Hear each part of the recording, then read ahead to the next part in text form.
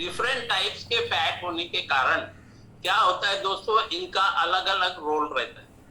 अब अलग अलग रोल रहता है बॉडी में, इसका कहने का मतलब क्या रहता है कि हर चीज की एक अपना इंपॉर्टेंस रहता है। यहाँ पर खास करके मैं यहाँ बताना चाहूंगा कि जो फैट के सेल्स होते हैं वो किस प्रकार से हमारे शरीर के लिए फायदेमंद है और उसके कितने प्रकार होते हैं।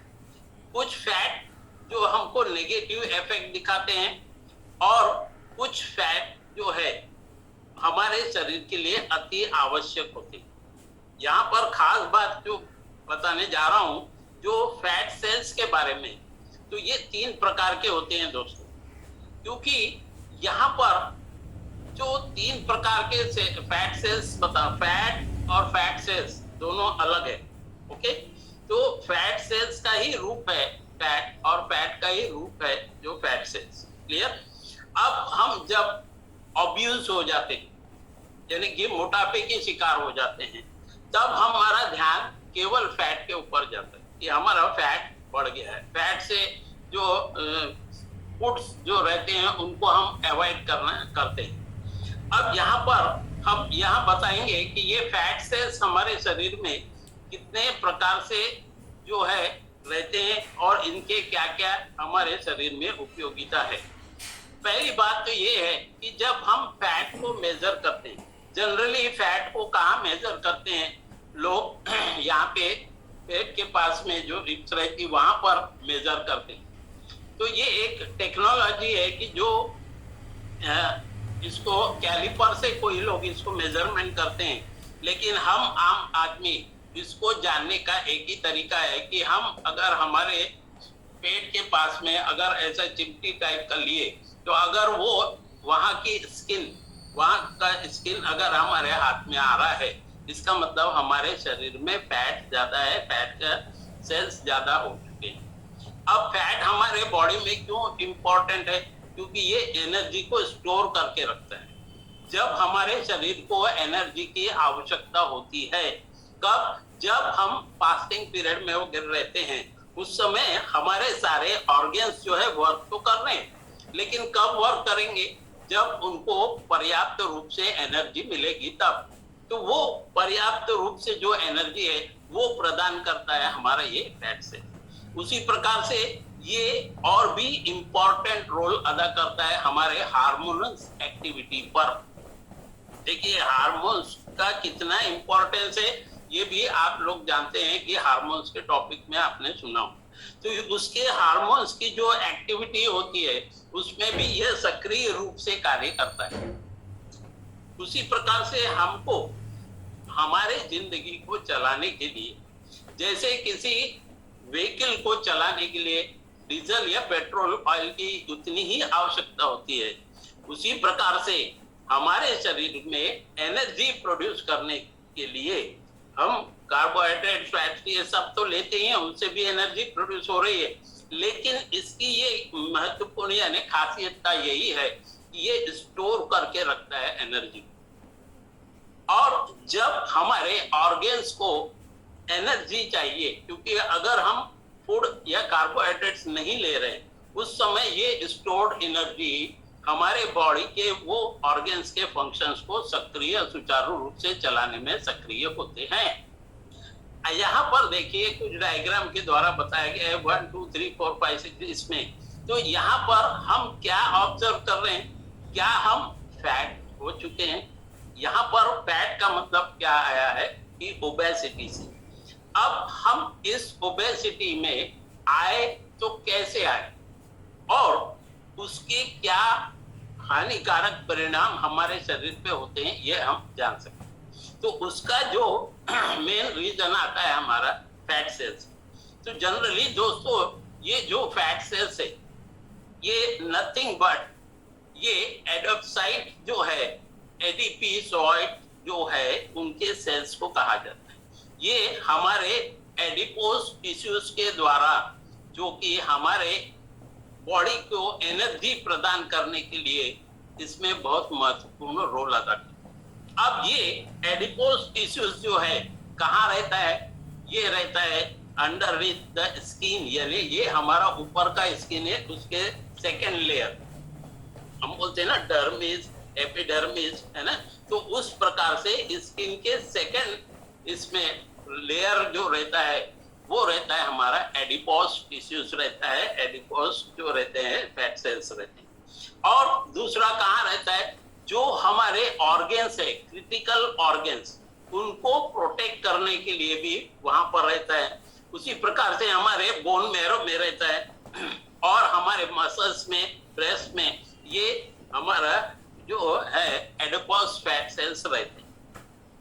ये इश्यू क्या करते हैं, हमारा क्या वर्क रहता है, ये कुशन का काम करते हैं, यानी गद्दी का काम करते हैं। जैसे फॉर एग्जांपल, अगर आपके शरीर में, आप बोलते हैं ना रफली, अगर हम कहेंगे कि हमारे शरीर में मांस नहीं है, तो इसका मतलब क्या है कि हमारे शरीर में फैट और स्किन की मात्रा कम हो गई, यानी हम स्केलेटन हो गए, यानी ये ढांचा है शरीर में, एक हड्डियों का सिर्फ ढांचा बना।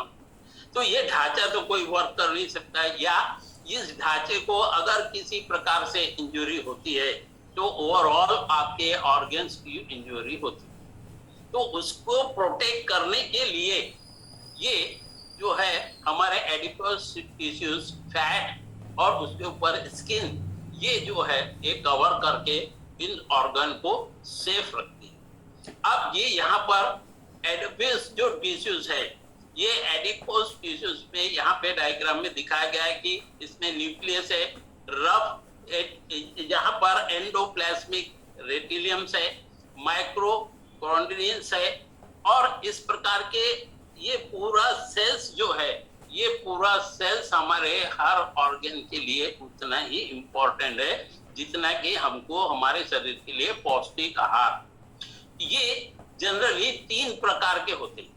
दोस्तों यहाँ पर ये बताना चाहूंगा मैं कि इसका इम्पोर्टेंस बहुत इतना ज्यादा है कि इसमें एक जो सेल है वो बताने जाऊंगा मैं, उसका रिसर्च अभी तक शुरू ही है, यानी उसके बारे में डिटेल जानकारी और प्राप्त होने की। तो इसमें जो 3 प्रकार के मेन सेल्स होते हैं, एडिपोस टिश्यूज जो फैट सेल्स है, उसके महत्वपूर्ण जो 3 प्रकार के होते हैं वो है व्हाइट फैट सेल्स, दूसरा है ब्राउन फैट सेल्स और तीसरा है बेज फैट सेल्स। ये 3 जो है हमारे बहुत ही इसेंशियल फैट सेल्स है जो हमको सबक्यूटेनियस और विजुअल फैट के बारे में बता। अब आपको मालूम है कि सबक्यूटेनियस फैट किसको कहते हैं, विजुअल फैट किसको कहते हैं।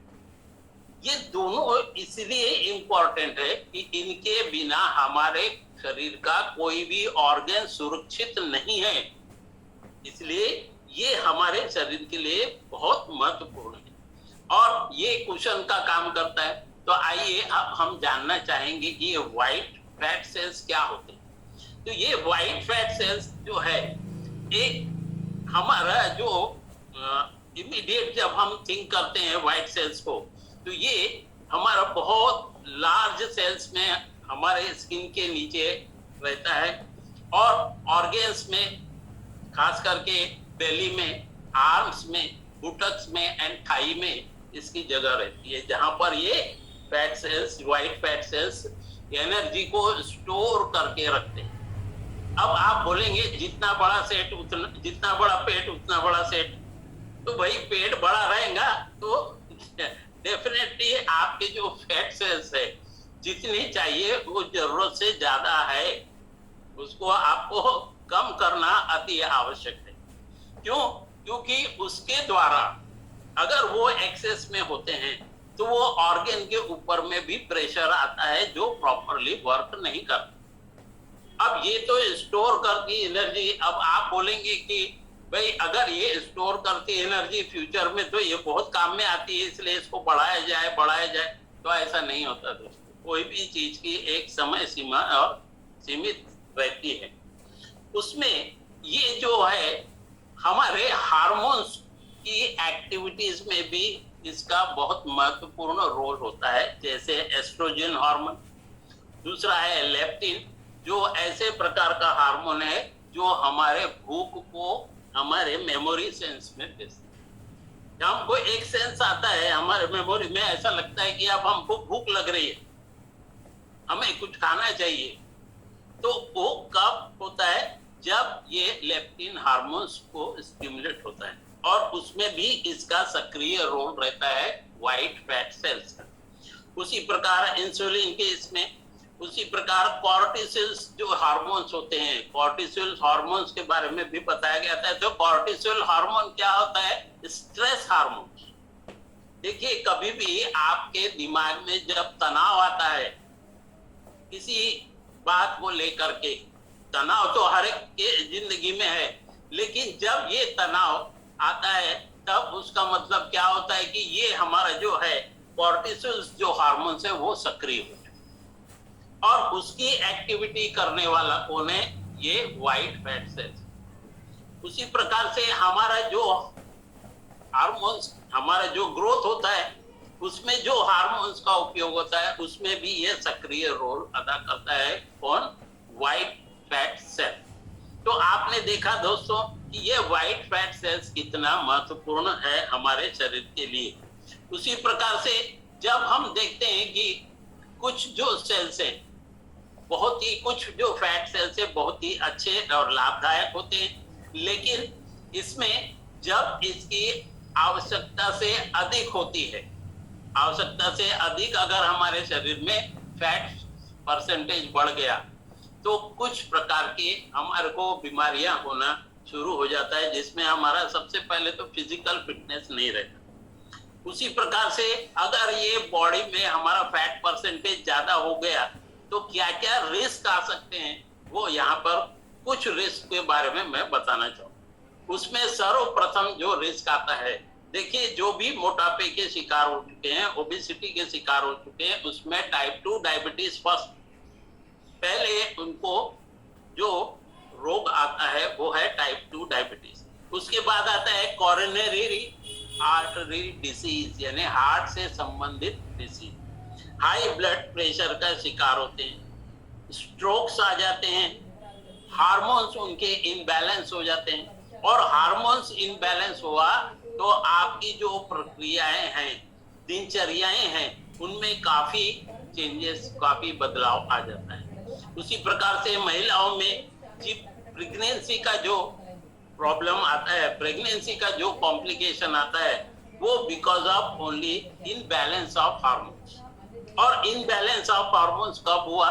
जब ये हमारे व्हाइट फैट सेल्स का जो ग्रोथ है वो जरूरत से ज्यादा हो तब। किडनी डिसीज, किडनी के बारे में भी मैंने बताया था कि जब किडनी में भी एक्सेसिव फैट आ जाते हैं तो भी वो किडनी का प्रॉब्लम शुरू हो जाता है, लीवर का प्रॉब्लम शुरू हो जाता है, कैंसर के सेल्स हमारे डेवलप होना शुरू हो जाते हैं। तो देखिए दोस्तों, कितनी भयंकर बीमारियां हमको ग्रसित कर जाती है। कब? जब हमारे शरीर में हमारा फैट का परसेंटेज जरूरत से ज्यादा अगर हो गया तो उसी प्रकार से ये तो हो गई। इसके बाद व्हाइट फैट सेल। अब आते हैं हम ब्राउन फैट सेल्स के बारे में। जो सेकेंड टाइप का फैट सेल है वो है ब्राउन फैट सेल्स। अब ये क्या होता है? ये जनरली जो बॉर्न बेबीज रहते हैं, छोटे बच्चे रहते हैं, उनमें अधिकतर पाया जाता है ब्राउन फैट सेल्स। उसी प्रकार से ये कब तक हमारे शरीर में रहते हैं? जब तक कुछ तक एडल्सेंस जब एज आ जाता है उस समय इनके ब्राउन फैट सेल्स की मात्रा कम होते होते होते उस एज तक जाती है। कब? जब एडल्सेंस एज आता है तब। उस समय ये कहां पर रहता है ब्राउन फैट सेल्स? वो रहता है नेक और शोल्डर। उसी प्रकार से ये जो वन फैटी एसिड करता है, दूसरा हमारा सोर्स जो रहता है, हमको गर्म, हमारे शरीर का टेम्परेचर मेंटेन करने के लिए, गर्माहट रखने के लिए ये ब्राउन फैट सेल्स काम में आता है। इसके ऊपर और भी रिसर्च किया जा रहा है कि जो हमारे एक्टिविटीज और क्या क्या हमारे शरीर में इसकी उपयोगिता है, इसके बारे में और भी रिसर्च जारी है। अब ये जो ओबेसिटी का भी मुख्य कारण होता है ब्राउन फैट सेल्स। अब इसमें हमने यहाँ पर ये पाया गया है रिसर्च के द्वारा कि जो ओबेसिटी आ रही, तो वो ओबेसिटी आने का मुख्य